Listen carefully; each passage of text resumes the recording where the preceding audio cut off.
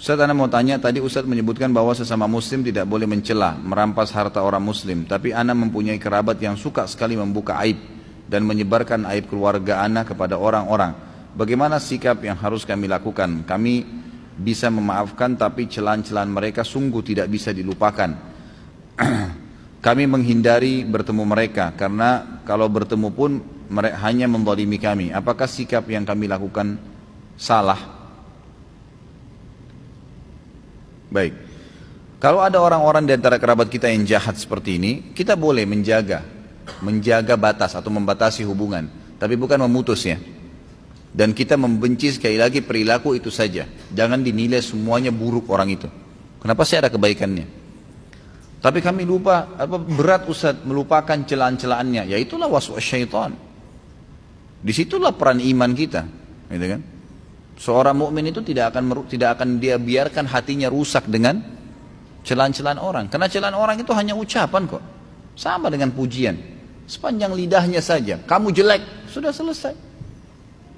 Anggap aja angin lalu. Dia mau bilang jelek, terserah, saya tetap gagah, kan gitu. Bisa saja kita berkata begitu. Saya tetap cantik, saya tetap begini. Kita percaya Allah ciptakan saya begini dengan cara baik. Sudah. Nggak ada sesuatu yang harus berbekas kok sebenarnya. Gitu kan? Lain kalau pisau diiriskan ke badan, jasad kita rusak mungkin. Tetapi kalau seandainya hanya kata-kata saja, tidak ada sesuatu yang perlu diperdulikan. Allah Subhanahu wa taala sudah mengatakan kepada kita agar mengajarkan bagaimana menghadapi orang seperti ini. A'udzubillahi minasyaitonirrajim. Wa idza khatabahumul jahiluna qalu salama. Orang-orang beriman itu hamba-hamba Allah yang disayangi oleh Allah, ibadur rahman namanya, gitu kan?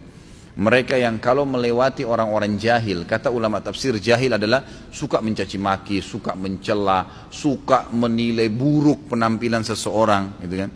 Maka mereka berkata salama, artinya, oh udah ngomong terserah kamu deh, nggak usah peduli, biarin aja, tetap aktivitas kita sehari-hari. Kita biarin Rakib dan Atid mencatat kebaikan-kebaikan saja. Dia mau cerita terserah dia, hubungan dia dengan urusan dia dengan Allah Subhanahu Wa Taala. Dan kita juga harus tahu ya, tadi saya sudah jelaskan, ada kadar ya, ada qadha dan kadar.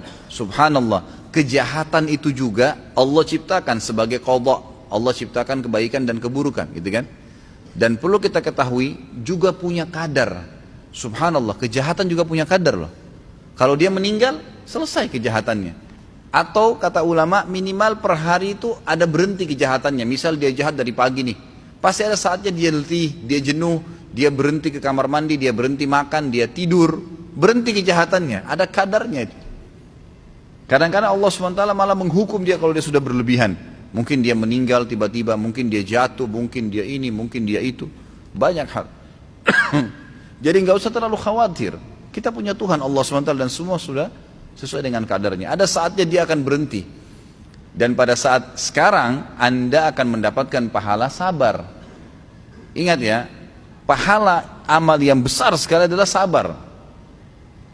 Kata Allah SWT, wa ma yulaqqaha illa alladhina sabaru wa ma yulaqqaha illa dzu hadzin azim. Surga itu tidak akan didapatkan kecuali bagi orang-orang yang sabar, dan surga tidak akan didapatkan kecuali orang yang memiliki nasib yang baik. Allah mempertemukan antara nasib yang baik dan masuk surga dengan mudah adalah orang yang sabar. Dan sabar kapan dibutuhkan? Kalau cobaan sedang datang, ya kan? Disitulah cobaan, disitu dibutuhkan, itu kita akan panen pahala sabar. Lagi ada masalah, kita hadapin dengan tenang, ya kita bersyukur kepada Allah Subhanahu Wa Taala, ikhtiar mencari jalan keluar seperti itu.